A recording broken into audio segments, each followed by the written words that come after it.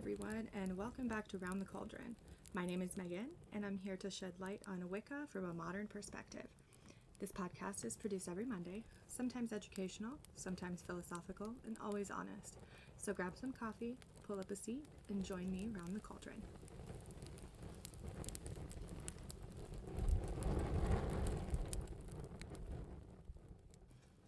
Hey guys, thanks for joining me for episode 16. Last week we talked about the differences between monotheism, duotheism, and polytheism. This week I'm going to talk about being a bad witch. Now before we hop into it, let me just take a second to say hello to any new listeners out there. Hi, I'm glad you're here. Don't forget to leave a review wherever you listen to help others find me. Besides the podcast, you can find me on Facebook and Instagram at Round the Cauldron, on Twitter at Round the Cauldron without the D, and at my website, roundthecauldron.com, where you can find show notes and links for each episode. I also have a shop where you can get a tarot reading or one of my fancy and mystical crochet items. And lastly, you can help support this podcast for as little as $1 a month at patreon.com/roundthecauldron.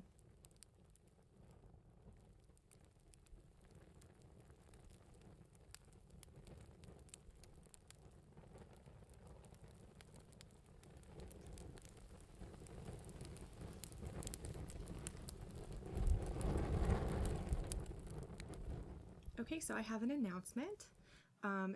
It's a repeat announcement from last week, I guess. Don't forget about my giveaway. If you haven't listened to episode 15, then you should go do that. But I'm going to tell you right here anyways. I am giving away my Rainbow Chakra Meditation Shawl. So you can click the link in the show notes to go to the giveaway page. I am running it through Rafflecopter, and there are ways that you can earn more than one entry. It runs until June 29th, and some entries can be done once a day. So don't forget that. The giveaway is open internationally, so don't worry if you're not in the US. So go check it out, and good luck.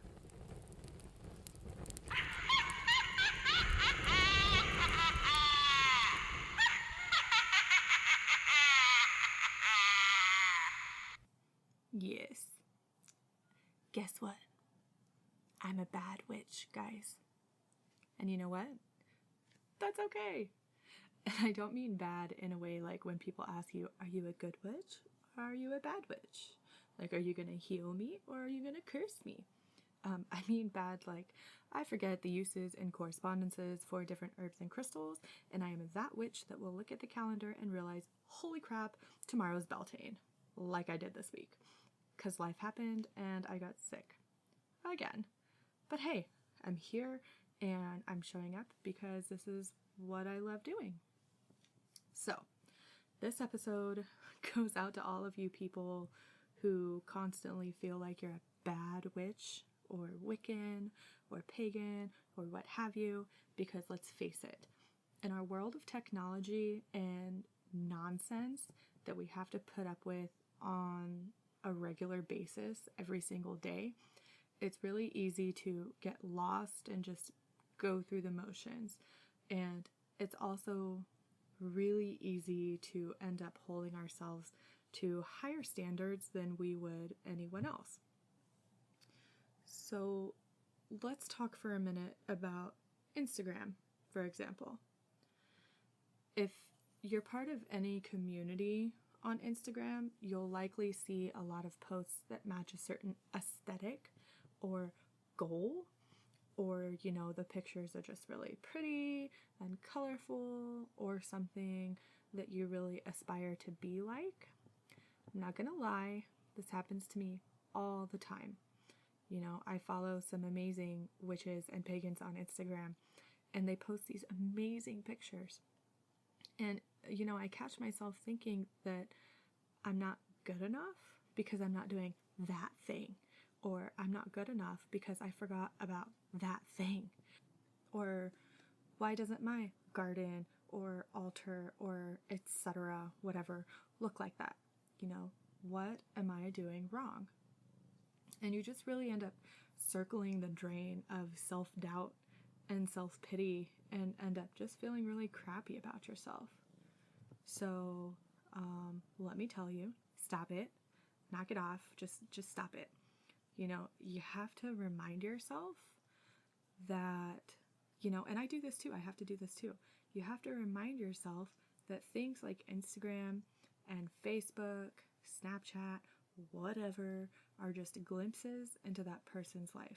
They are the things that those people want you to see. They're not going to show you the bad things or the times when they mess up or the times when things just go wrong. Obviously, they're going to show you the really pretty things. They're going to show you the really good things, the things that catch people's attention, and sometimes the things that they post may not even be real. People do that, which is really crappy in and of itself, but it's social media and you can't control what other people do. And even if it is real, even if that person happens to do things like that 100% of the time and their whole life is how you want to live or be or look, you have to know that you are you for a reason. Everything that you have done or that has happened in your life has made you the person that you are today. You can't compare yourself to everyone else around you, or you're really just gonna drive yourself up the wall. There's an old saying, it's attributed to Albert Einstein, but I'm pretty sure it's wrong. Something like, oh God, what is it? Something like, everyone is a genius, but if you judge a fish by its ability to climb a tree, it'll live its whole life thinking it's stupid. I don't know, something like that. And I think that fits here. Everybody is different.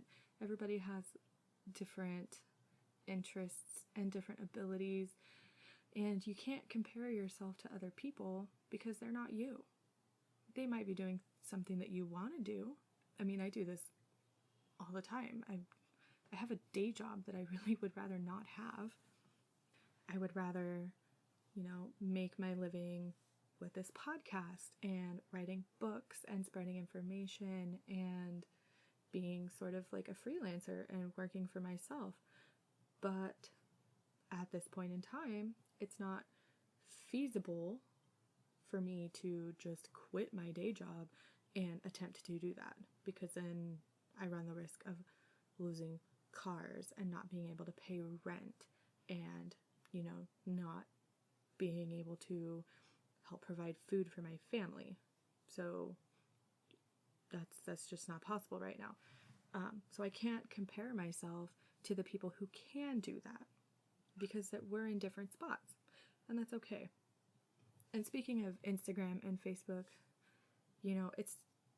it's easy to take those pictures and idolize them. It's extremely easy to do so. It's human nature to really want to be better, to do better, to learn more, or to have the best. And what does that say? Keep up with the Joneses. But if you're doing that, you're doing a disservice to yourself. I see this so often with the newbie witches and Wiccans out there, and sometimes even the pagans, wherever they fall on the spectrum of pagan. One of the first questions that they commonly ask is, what do I need to get started? What tools do I need? They see, well, this person has all of these tools, so I'm going to go out and buy them all. And that's nice. If that's something that you can afford to do. But let's be real. Let's face it. Most of us can't. Most of us are living day by day, paycheck to paycheck, and have more important things to worry about, like rent and food, than whether or not we have the best looking Athame out there, or whether or not we have the prettiest cauldron. We need to keep it real with each other. Those aesthetic posts are nice to look at, and sometimes they can provide valuable information, but I'm not here to be someone's aesthetic.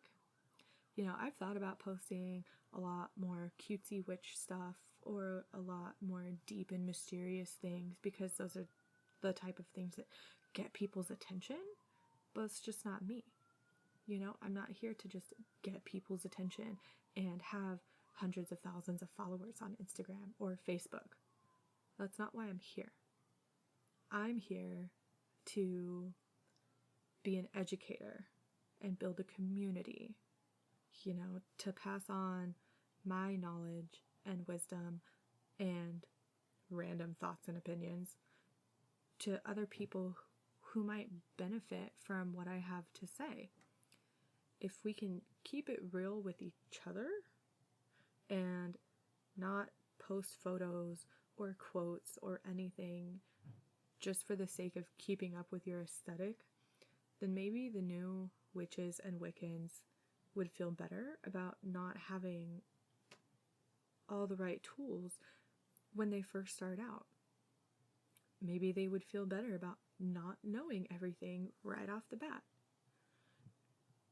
Keeping it real with ourselves and our community is helpful not only to us, but to those on the outside as well. Because if we're just posting things for aesthetic and because it looks pretty or it looks mysterious or it looks cool, anybody from the outside looking in might have a hard time taking us seriously. And I know that's something that a lot of us want.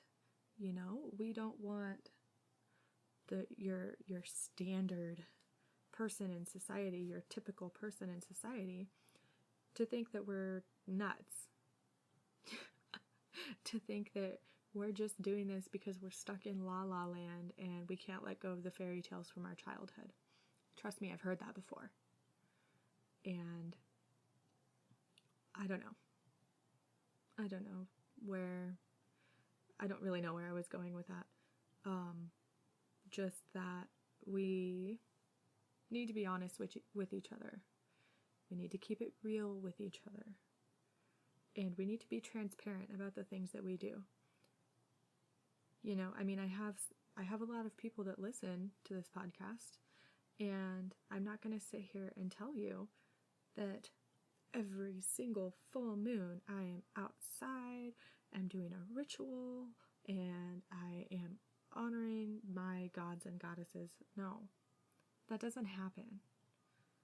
I don't have time for that. Even for each Sabbath, I don't always have time for a full-blown ritual. And that's okay, because it reminds me of when I was a kid. My grandparents are Latter-day Saints. They belong to the Church of Jesus Christ of Latter-day Saints. They are Mormon. And when I was a kid, I was at my grandma's house, and she was not feeling well. But she was getting up and getting dressed and gonna go to church even though she was dog sick. And I asked her, "Grandma, why are you going to church if you don't feel good?" And she said, "Because I have to." And I said, "But you don't have to go to church to worship God." And she said, "Yes, you do." And I am still of the opinion that you don't have to go to church to worship God. And I think that's why I am not always about the rituals. Because the magic is in the mundane.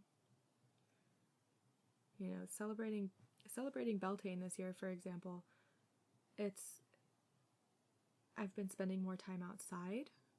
We're getting our garden ready. We're getting our greenhouse ready. We're spending more time together as a family. And I don't need an elaborate ritual to feel the spirit of Beltane when I'm doing these things already. I feel the spirit of Beltane in the air. I know that the gods and goddesses see me and see what I'm doing and know that I'm living my truth. And I don't need a ritual to do that. But, and don't even get me started on forgetting the dates of the Sabbaths, because that's something I do a lot, all the time,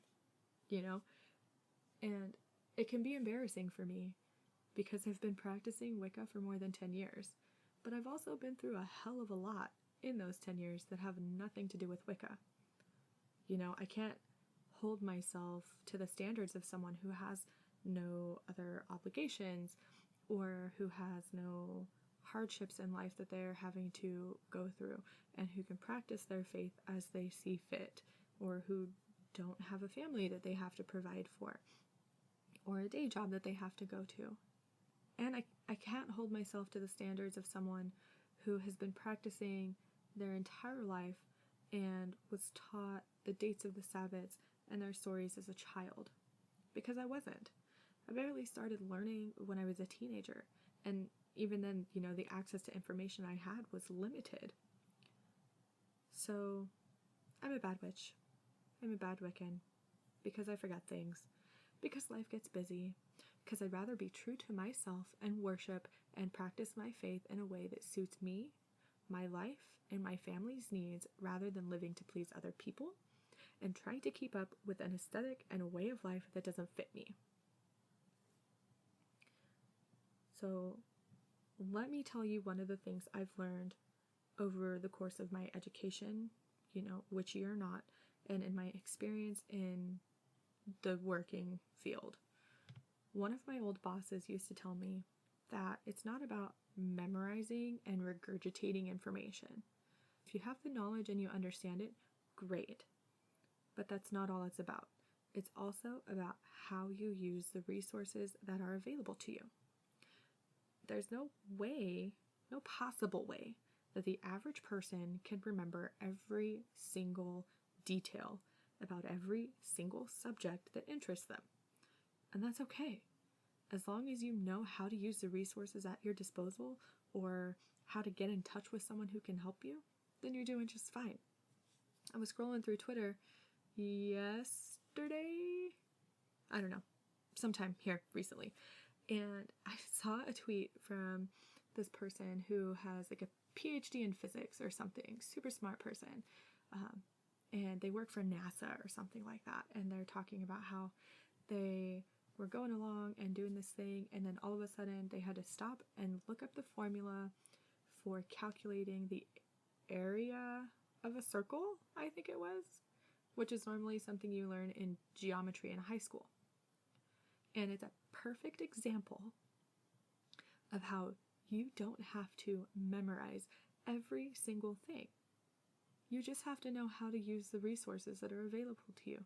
You just have to know how to use Google and filter through and weed through the good information versus bad information. It's okay to not have a photographic memory, guys. It's cool. Don't worry about it. And if you don't like being a bad witch, there are things that you can do to help out. I've even started doing them for running my site and this podcast, because my day job, the chores around the house, family time, taking care of my child, spending time with my partner, they can all make my head sort of a jumble of ideas and things that I need to remember to do.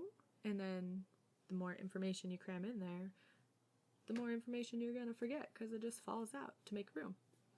One of those things that I find to be helpful is making a to-do list or a task list or a reminder list. I've started using this app called Wunderlist. And no, this isn't a sponsor. Not sponsored by Wunderlist. Although, if they're listening, hey, you can sponsor me. I just like the app. It's available as a mobile app, but also as a web app. So if I want to open it up on my computer and add things because it's easier for me, I can. And then once I do that, it syncs to the app on my phone through my account. You should also get a calendar. I've got this really, really pretty one by this, I think she's an indie artist, named Nicole Pyre, and I'll link to it in the show notes. But it's just a gorgeous calendar, and I bought it because it's cats, but it's also witchy, and that's the best combination. So, just take some time to sit down and plan out your week. Is there a Sabbath coming up? Is there an SBAT? Do you want to take time to study herbs and crystals? Plan it out and keep track of your plans. It's also a time when a book of shadows can come in handy. And I'll be the first to admit that yes, I have a beautiful book that I got for my birthday last year that I plan on making my Book of Shadows. But guess what? It's empty. It's empty because I'm a bad witch with motivation issues. But anyway, don't forget that your Book of Shadows can also be digital. It doesn't have to be a physical book with your own handwriting. However, depending on your tradition, that might not be true. If you're an eclectic witch with bad handwriting and without a coven like me, then go for it. Type out your Book of Shadows. If you're afraid someone is going to find it on your computer, password protect it. Write it in Google Docs. There's a ton of things you can do to help keep it safe and private if that's what you want. You can even use something like Evernote, because that is also like Wunderlist. They have a web app and a mobile app that lets you have different books within a book to organize your files and information. And that's part of the reason that I don't have a written Book of Shadows, because I'm a perfectionist and I like things to be organized. I can't do that effectively with a hardbound book. Hell, you can even use a binder for your Book of Shadows. If writing your Book of Shadows is going to help you remember when things are and what things mean, then do that. Find something that works for you.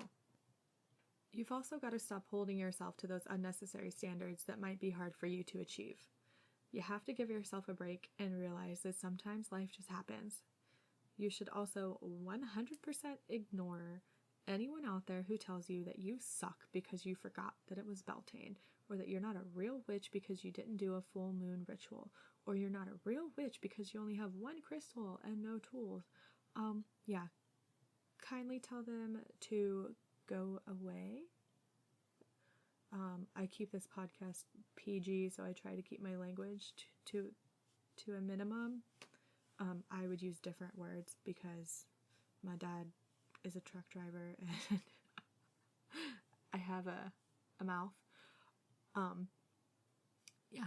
Kindly tell them to go away because they need to mind their own business. What you do and how you practice is no one's business but yours, unless you're breaking the law. That is different. And so what if you forgot that it was Beltane? I think it's better to honor the Sabbats when you have time than to not honor them at all. And, like I said before, it holds true, especially in my life. You think I'm going to be able to hold a full-blown Beltane ritual since Beltane is in the middle of the week? Absolutely not. I've got a kid to pick up from school, a day job I have to go to, a family and a home I have to take care of. The gods aren't going to mind if I celebrate Beltane a few days late, if I even do a ritual at all. It's not like modern life and the Christianized world that we live in allow for me to go to my boss and say, hey, it's Beltane this week and I need this day off. I mean, legally I can, but it's not actually feasible, not when I'm required to take the major Christian holidays off, like Easter and Christmas. I don't get paid holidays. I can't afford to miss that time at work. I don't even like leaving work when I'm sick because I know that I'm missing out on money I need to support my family. So no, those people that tell you you're not a real witch or you're a crappy witch for realizing that life gets in the way of your faith sometimes, those are crappy people. Those are the people who are passing judgment when they shouldn't be. Okay, I got a little ranty. I'm sorry. I guess that's what happens when you get sent home from work because you're running a fever and you're literally not allowed at work with a fever. Oh well. It gave me some much needed downtime to relax, or try to relax anyway, since I feel like crap. Just remember, guys, it's okay to be a bad witch, as long as you're a bad witch with good intentions. Until next time, everyone. Bye!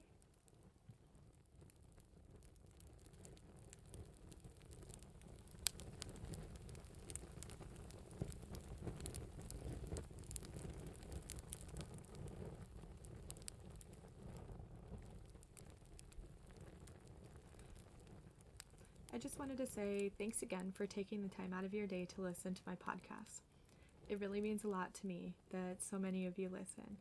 And I know I don't have hundreds of listeners, but that's okay. You know, as long as you're getting something out of the things I have to say, I'm happy.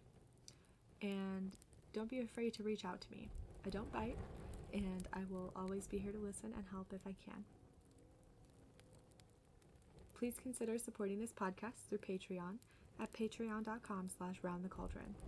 Follow the show on social media, and feel free to reach out with any questions, comments, concerns, or suggestions at roundthecauldron@gmail.com. Show notes and links for each episode can be found at roundthecauldron.com.